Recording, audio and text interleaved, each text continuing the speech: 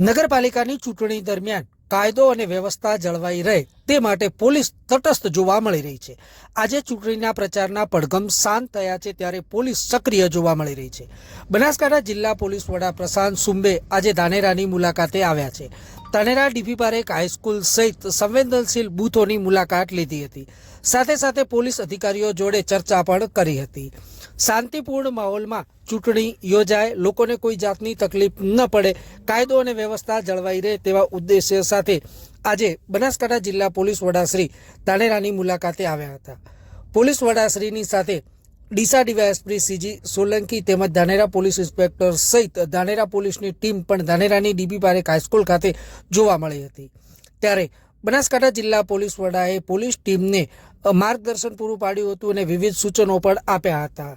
ચૂંટણી દરમિયાન કાયદો અને વ્યવસ્થા જળવાઈ રહે તેવું પોલીસ યોગ્ય કાર્યવાહી કરે તે બાબતને લઈ સલાહ સૂચન આપવામાં આવ્યું હતું અને પોલીસ પણ તટસ્થ જોવા મળી હતી।